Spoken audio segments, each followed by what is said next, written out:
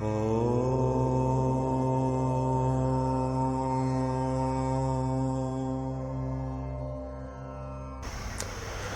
मित्रों, पुनः नमस्कार।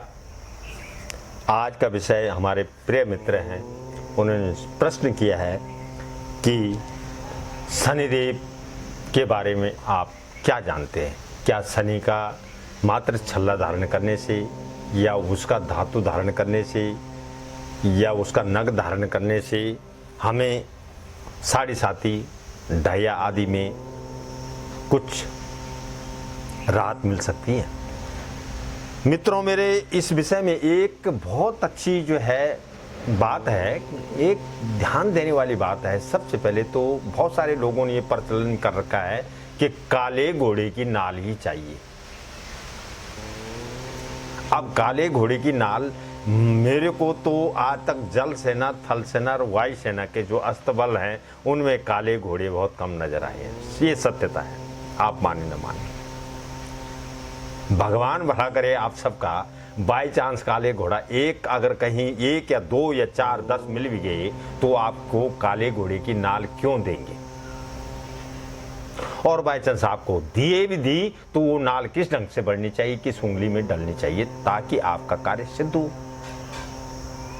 दूसरा विषय है, क्या सड़क में चलने वाला काला घोड़ा जिसके ऊपर आप जो है 1 क्विंटल वजन उठाने वाला 20 क्विंटल या टन के हिसाब से जब वजन रखते हैं, और वो भूखा प्यासा जब दौड़ता है और उसके दाएं या बाएं कोई छल्ला अगर गिर जाए और उसको आप घर लाते हैं, तो जो जीव अपना जो है भार अपना ही सही ढंग से व्यवस्था नहीं कर पाता है, अपने जीवन को चलाने के लिए उसको इतनी मशक्कत करनी पड़ती है, क्या आपको लगता है कि मात्र उस नाल के धारण करने से आपका शनि का दोष प्रकोप समाप्त हो जाएगा?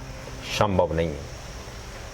इसलिए क्या करेंगे, बहुत सारे लोगों ने बताया है, काले घोड़े की नाल, नाव की नाल, कील, तांबे की कील, अलाने की कील, इसको घर में ठोक दो, इसमें वहां ठोक दो, इसमें व्यापार में लगा दो। ऐसा बिल्कुल नहीं है। आप ध्यान रखे हैं और इसको ध्यान से सुनिए हैं। आपकी नाल नक्षत्र, शनि का नक्षत्र कौन सा है, शनि का दिवस कौन है। जैसे कल जो है शनि जन्मोत्सव जो है चला गया। शनि प्रकट ही क्यों हुए, शनि को लोहे का बर्तन ही क्यों दिया गया, शनि का प्रभाव जो है लोहे भी ज्यादा क्यों है, ये सारी विषय वस्तुएं हैं। बहुत सारे लोग काला जो है लाल धागा हाथ में रख डाला हुआ है, साथ में काला धागा, फिर पांव पे भी जो है। आपको एक चीज बता दूं, जब आप कोई भी चीज धारण करते हैं सबसे पहले उसके लिए निर्धारित किया गया है कंठ, यानी आप जो भी चीज धारण करें कंठ पे उसका यंत्र बनवा दीजिए किसी विद्वान पुरुष से। आजकल तो बाजार में भी जो है यंत्र बन के आ रहे हैं, उनको शुद्ध करके उनको डाल सकते हैं। बहुत सारे लोग फिर हाथ में, आप ये ख्याल रखें कि अगर आप मेष राशि के मनुष्य हैं और आप काला धागा धारण करते हैं, लाल धागा धारण करते हैं, तो मेरे हिसाब से उचित नहीं, अनुचित है। तो काले छल्ले की जगह ना मिले काला छल्ला, फिर उस ढंग से ना बने, बीच में जोड़ जो है उसका रह जाता है। काले छल्ले की जगह क्या करें आप, एक कील, एक बाजार से कील लाए आप, उस कील को उसके तपा करके लोहार के पास जाके, अब लोहारों की व्यवस्था नहीं है, कहाँ बने, उसके 2 फाड़ हों, उस कील को आप फिर जो है ना छल्ला जो है उसका रूप देके, छल्ले का रूप देके, फिर उसको शनिवार के दिन पूरे दिन उसको जो है शनि, उस तेल में जो शनि पे चढ़ाया जाता है, या शनि के निमित्त जो आपने रखा हुआ है उसमें भिगो के रखें, यानी 12 घंटे दिन के।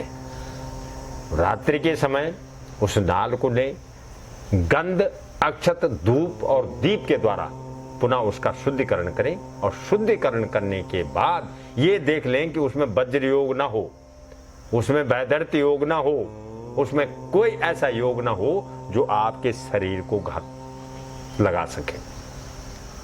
कई बार वो नग, जो नग हमें सूटेबल नहीं है, सूट नहीं करते हैं, उन नगों को धारण करने से भी हमारी हानि, महाहानि होती। कोशिश करें कि उसका वस्त्र, उसका नग, उसका रक्षा सूत्र पहने अवश्य पहने, लेकिन उसको पहनने की विधि क्या है, ये बहुत जरूरी विषय है कि शनि का छल्ले पे ये बात चल रही है। अब बाजार में हमें ये भी नहीं पता कि वास्तव में ये जो छल्ला है ये लोहे का ही है या कुछ में कुछ और भी मिलावट है।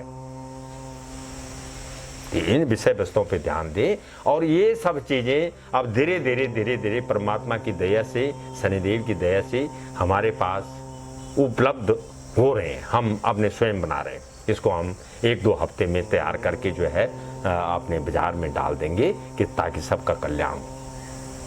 ठीक, तो गले के लिए शनि का यंत्र धारण करना गले के लिए सबसे बढ़िया है, पर वो आदमी करे जिसका शनि जो है क्रूर हो, बकरी हो, ढया में हो, 7.5 में हो, जिस भी समय वो वस्तु उस निमित्त पहनाई जाएगी अवश्य ही उसका वर्ण, उसका जो घात है, उसकी जो बकरी की दृष्टि है, वो दृष्टि जो है धीरे धीरे आपके प्रति जो है उसका लगाव होता है। यानी दोष खत्म होने का मतलब है कि आपके प्रति लगाव, आपके प्रति प्रेम है और आपको वो बचाना चाहता है।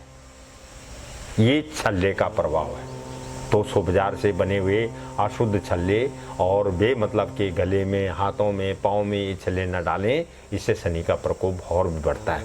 शनि अब व्रत की बात है। बहुत सारे लोग कहते हैं शनि के 10 व्रत करें, बहुत सारे लोग कहते हैं उसकी काली खिचड़ी बनाएं, बहुत सारे लोग अनिरंतर अपने ढंग से चल रहे हैं लोग। आज सबसे बड़ी जो विषमता है वो ये है कि हर व्यक्ति अपने ढंग से चल रहा है, मनमाने ढंग से चल रहा है। इधर से देखा, उधर से देखा, कई अनंतर देखा और उन अनंतर चीजों को धारण करने से उसको लाभ की जगह जो है हानि मात्र हो रहा है। मेरा आप सबसे एक निवेदन है, ध्यान रखें। पिछली बार हमने जिक्र किया था कि 2 देव ऐसे हैं कलयुग में, एक नरसिंह और एक हनुमान जी, और उनके साथ में शनिदेव जी। तो तत्काल प्रभाव से कार्य सिद्ध करते हैं।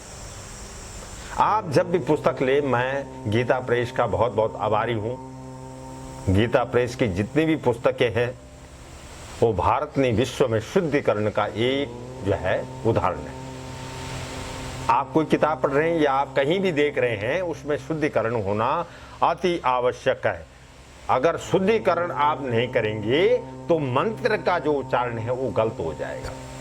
गलत उच्चारण से जो है उसकी सारी विधि, उसके क्रियाकलाप जो है वो छिन्न भिन्न हो जाएंगे। उनसे जो आप चाहते हैं, जो लाभ आप पाना चाहते हैं, वो नहीं मिलेगा।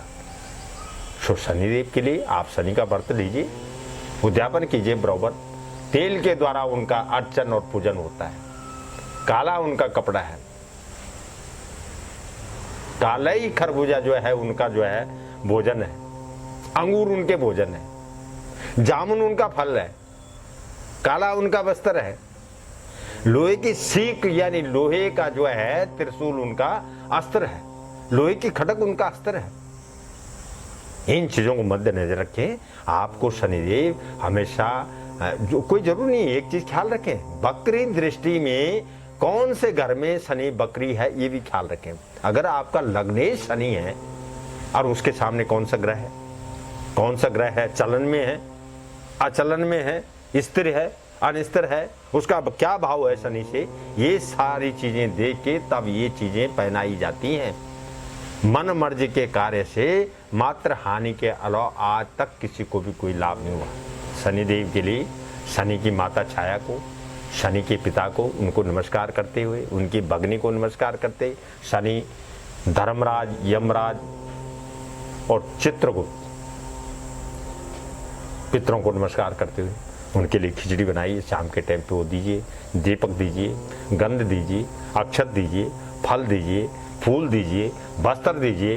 दान देना है, बहुत ज्यादा संकट है तो आप तावा का दान दे सकते हो। आप राहु केतु साथ में हो तो आप सिलबट्टा जो होता है उसका दान दे सकते हैं, आप उंगली का दान दे सकते हैं, आप सिलबट्टा उंगली का दान सकते हैं, त्रिशूल उसका दान कर सकते हैं, आप तावा और चिमटे का आप दान कर सकते हैं।